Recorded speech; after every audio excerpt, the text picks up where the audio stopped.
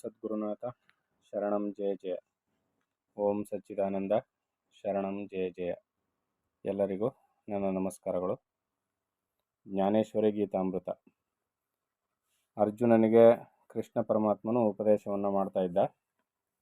ಪೂರ್ಣಚಂದ್ರನು ಕೀಳು ಮೇಲನ್ನು ಹೆಚ್ಚು ಕಡಿಮೆಗಳನ್ನು ಕಾಣದೆ ಸಮಾನ ರೀತಿಯಿಂದ ಜಗತ್ತಿಗೆಲ್ಲ ಪ್ರಕಾಶವನ್ನು ಉಂಟು ಮಾಡುವಂತೆ, ಹುಣ್ಣಿಮೆಯ ಚಂದ್ರ ಯಾವುದೇ ಮೇಲು ಕೀಳು ಭಾವನೆ ಇಲ್ಲದೆ ಹೆಚ್ಚು ಕಡಿಮೆಗಳನ್ನು ಮಾಡದೆ ಇಡೀ ಜಗತ್ತಿಗೆ ತನ್ನ ಪ್ರಕಾಶವನ್ನು ಕೊಡುವಂತೆ, ತಿಳಿದವರು ಪ್ರಾಣಿ ಮಾತ್ರದಲ್ಲೆಲ್ಲ ಸಮಾನ ರೀತಿಯಿಂದ ವರ್ತನೆಯನ್ನು ಇಟ್ಟುಕೊಂಡು ಅನವರತವೂ ದಯಾವಂತರಾಗಿರುತ್ತಾರೆ. ಮನುಷ್ಯರಿಗೆ ಮಾತ್ರ, ಅದರಲ್ಲೂ ತನಗೆ ಬೇಕಾದವ್ರಿಗೆ ಮಾತ್ರ, ಅದರಲ್ಲೂ ತುಂಬ ಚೆನ್ನಾಗಿರೋರಿಗೆ ಮಾತ್ರ, ಅದರಲ್ಲೂ ತನ್ನ ಮನೆಯವ್ರಿಗೆ ಮಾತ್ರ ಒಳ್ಳೆಯದನ್ನು ಮಾಡೋದಲ್ಲ. ಇಲ್ಲಿ ತಿಳಿದವರು ಅಂತ ಹೇಳ್ಬಿಟ್ರು. ತಿಳಿದವರು ಅಂದರೆ ಜ್ಞಾನಿಗಳು ಅಂತ ಅರ್ಥ. ಅವರು ಜಗತ್ತಿನ ಎಲ್ಲ ಜೀವರಾಶಿಗಳನ್ನೂ ಒಂದೇ ರೀತಿಯಲ್ಲಿ ತನ್ನ ಮಕ್ಕಳನ್ನ ಹೇಗೆ ನೋಡ್ತಾರೋ ಹಂಗೆ ಜಗತ್ತಿನ ಎಲ್ಲ ಜೀವರಾಶಿಗಳನ್ನೂ ತನ್ನ ಮಕ್ಕಳನ್ನ ಅನ್ನೋದಕ್ಕಿಂತ ತನ್ನ ಶರೀರಕ್ಕೆ ಯಾವ ರೀತಿಯಲ್ಲಿ ಹೆಚ್ಚಿನ ಸೌಖ್ಯವನ್ನು ಬಯಸ್ತಾರೋ ಒಬ್ಬ ವ್ಯಕ್ತಿ, ನನಗೆ ಯಾವ ರೀತಿ ಯಾವುದೇ ಕಷ್ಟ ಕಾರ್ಪಣ್ಯಗಳು ಬರದೇ ಇರುವ ರೀತಿಯಲ್ಲಿ ಹೇಗೆ ನಾನು ನನಗೆ ಹಿತವನ್ನು ಬಯಸ್ತೀನೋ ಆ ರೀತಿಯಲ್ಲಿ ಜಗತ್ತಿನ ಸರ್ವ ಜೀವರಾಶಿಗಳಿಗೂ ಹಿತವಾಗಲಿ ಅಂತ ಬಯಸುವವರು ತಿಳಿದವರು. ಅನವರತವು ಯಾವಾಗಲೂ ಅವರ ಮನಸ್ಸಿಗೆ ಇಷ್ಟ ವಸ್ತುವು ಪ್ರಾಪ್ತಿಯಾದರೆ ಸಂತೋಷವು, ಅನಿಷ್ಟ ವಸ್ತುವು ಪ್ರಾಪ್ತಿಯಾದರೆ ದುಃಖವು ತಟ್ಟುವುದಿಲ್ಲ. ಅವರು ಸುಖ ದುಃಖ ಎರಡರಲ್ಲೂ ಅನಿಷ್ಟ ಇಷ್ಟ ಬಂದಾಗಲೂ ಒಂದೇ ಸಮನೆ ಇರ್ತಾರೆ. ಶೀತೋಷ್ಣಗಳಲ್ಲಿಯೂ ಹರ್ಷ ಶೋಕಾದಿಗಳಲ್ಲಿಯೂ ಸಮತೆ ಉಳ್ಳವರಾಗಿ ಆತ್ಮಾನಂದದಲ್ಲಿ ತನ್ಮಯರಾಗಿರುವರು. ಆತ್ಮಜ್ಞಾನದಲ್ಲಿ ತನ್ಮಯರಾಗಿ ಇರ್ತಾಯಿದ್ರು. ಇದಕ್ಕೆ ಜೀವಂತ ನಿದರ್ಶನ ಇತ್ತೀಚೆಗೆ ಕೇಳಿಬಂದಂಥ ಹೆಚ್ಚು ಇದು ಅಂದರೆ ಶ್ರೀರಾಮಕೃಷ್ಣ ಪರಮಹಂಸರ ಅವಸ್ಥೆಗಳನ್ನೆಲ್ಲ ನಾವು ಕೇಳಿದ್ದೀವಿ. ಅಂಥವರನ್ನು ಸ್ಥಿತಪ್ರಜ್ಞರೆಂದು ತಿಳಿಯಬೇಕು. ಸ್ಥಿತಪ್ರಜ್ಞರು ಅಂದರೆ ಯಾರು? ಅವರು. ಹೇ ಅರ್ಜುನ, ಕೇಳು. ಆಮೆಯು ಆನಂದದಲ್ಲಿರುವಾಗ ಅವಯವಗಳನ್ನೆಲ್ಲ ಹೊರಕ್ಕೆ ಬಿಡುವುದು, ಪುನಃ ತನಗೆ ಬೇಕಾದಾಗ ಒಳಕ್ಕೆ ಎಳೆದುಕೊಳ್ಳುವುದು. ಇದರಂತೆ ಯಾರು ಇಂದ್ರಿಯಗಳನ್ನು ವಶದಲ್ಲಿಟ್ಟುಕೊಂಡು ಸರ್ವ ಕೆಲಸವನ್ನು ಮಾಡುವರೋ ಅಂತಹವರನ್ನೇ ಸ್ಥಿತಪ್ರಜ್ಞರೆಂದು ತಿಳಿಯಬೇಕು. ಅರ್ಜುನ ಪ್ರಶ್ನೆ ಮಾಡಿದ, ಸ್ಥಿತಪ್ರಜ್ಞರು ಹೇಗಿರ್ತಾರೆ, ಅವರ ಕಾರ್ಯವೈಖರಿ ಹೇಗಿರ್ತದೆ ಅಂತೆಲ್ಲ ಪ್ರಶ್ನೆ ಮಾಡಿದ್ನಲ್ಲ, ಅದಕ್ಕೆ ಉತ್ತರವನ್ನು ಕೊಡ್ತಾ ಇರೋದು. ಆಮೆ ನೀರಿನಲ್ಲಿ ಆಟ ಆಡಬೇಕಾದ್ರೆ ಆನಂದಮಯವಾಗಿ 4 ಕಾಲುಗಳನ್ನ ಹೊರಗೆ ಬಿಟ್ಬಿಟ್ಟು ಬಾಲ ತಲೆ ಎಲ್ಲನೂ ಹೊರಗೆ ಚಾಚ್ಕೊಂಡು ಆಟ ಆಡ್ತಾ ಇರ್ತದೆ. ಮತ್ತೆ ಸಮಯ ಬಂದಾಗ ಎಲ್ಲನೂ ಒಳಗೆ ಎಳೆದುಕೊಳ್ತದೆ. ಇದೇ ರೀತಿಯಲ್ಲಿ ತಿಳಿದಂಥವರು ಜಗತ್ತಿನಲ್ಲಿ ಕಾರ್ಯವನ್ನು ಮಾಡುವಾಗ ಎಲ್ಲ ಕಾರ್ಯಗಳನ್ನೂ ಮಾಡ್ತಾರೆ.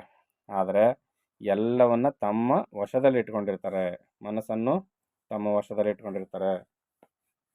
ಹೇ ಅರ್ಜುನ, ನಿನಗೆ ಮತ್ತೊಂದು ಸ್ವಾರಸ್ಯವಾದ ವಿಷಯವನ್ನು ಹೇಳುವೆನು.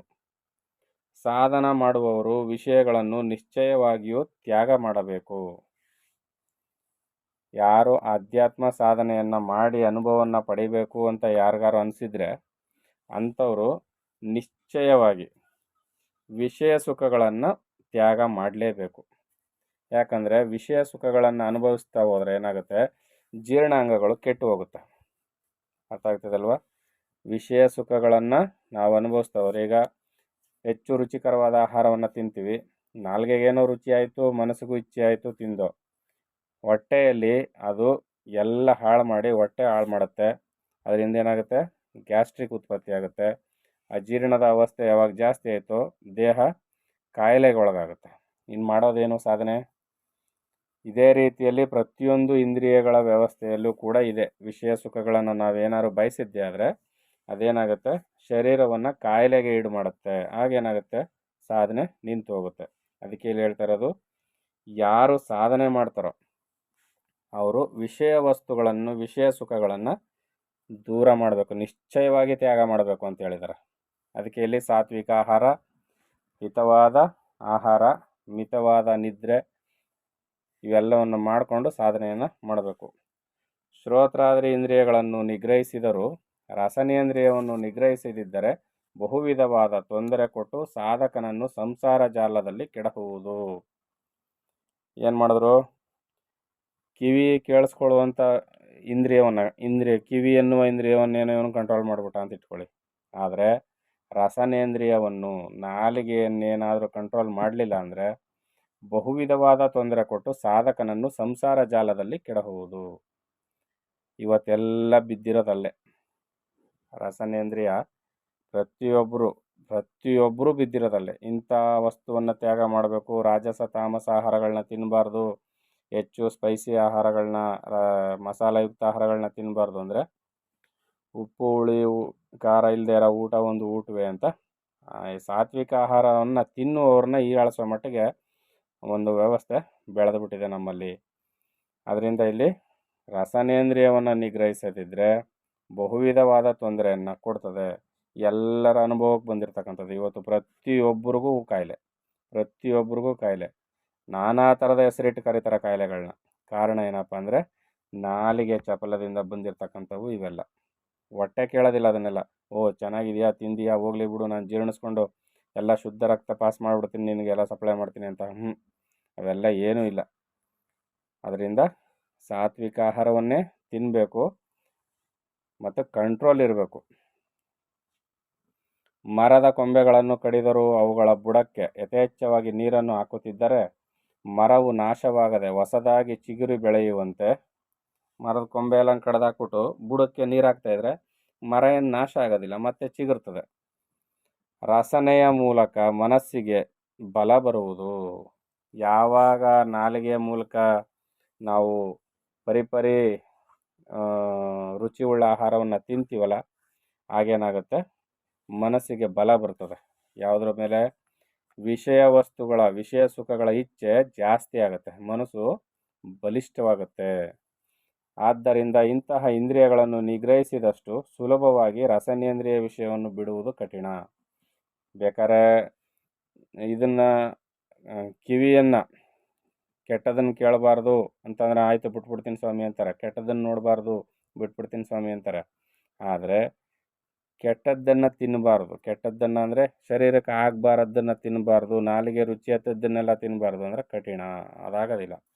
ಯಾಕೆಂದರೆ ನಾಲಿಗೆಯ ವ್ಯಾಪಾರದಿಂದ ದೇಹವು ಜೀವಿಸಿರುವುದರಿಂದ ನಾಲಿಗೆಯ ವ್ಯಾಪಾರವನ್ನು ನಿಲ್ಲಿಸುವವರು ಯಾರು?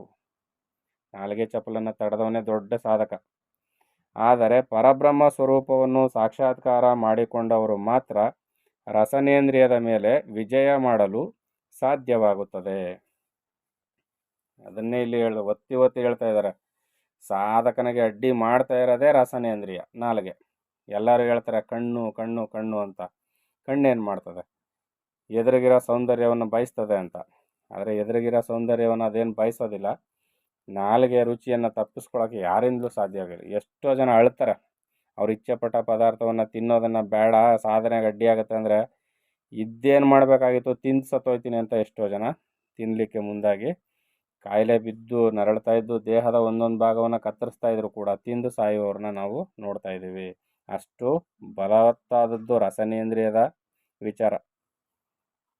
ನಾನು ಪರಬ್ರಹ್ಮ ಸ್ವರೂಪನಿರುವೆನೆಂಬ ಅನುಭವವಾಗುತ್ತಲೇ ದೇಹದ ವ್ಯಾಪಾರಗಳೆಲ್ಲವೂ ಹಾನಿಯಾಗುತ್ತವೆ. ಯಾರು ಈ ರಸನೇಂದ್ರಿಯದ ಮೇಲೆ ವಿಜಯವನ್ನು ಸಾಧಿಸ್ತಾನಲ್ಲ, ದೊಡ್ಡ ಸಾಧಕ ಆಗ್ತಾನಲ್ಲ, ಅವನು ಪರಬ್ರಹ್ಮ ಸ್ವರೂಪವನ್ನು ಅನುಭವದಿಂದ ಪಡ್ಕೊಂಡಾದ್ಮೇಲೆ ಏನಾಗುತ್ತೆ, ಈ ದೇಹದ ವ್ಯಾಪಾರಗಳೆಲ್ಲವೂ, ವಿಷಯ ಸುಖದ ವ್ಯಾಪಾರಗಳೆಲ್ಲ ಏನಾಗುತ್ತೆ, ಹೊರಟೋಗುತ್ತೆ, ಇವೆಲ್ಲ ಕೆಟ್ಟು ಹೋಗ್ತವೆ ಇವು. ಆದ್ದರಿಂದ ಹೇ ಅರ್ಜುನ, ಇಂದ್ರಿಯಗಳು ವಿಷಯಗಳನ್ನು ಮರೆಯುವಂತೆ ಮಾಡು ಎಂಬುದನ್ನು ಲಕ್ಷ್ಯದಲ್ಲಿಟ್ಟುಕೊಂಡು ವರ್ತಿಸುವನಾಗು. ಅರ್ಜುನನಿಗೇನು ಹೇಳಿದ್ರು?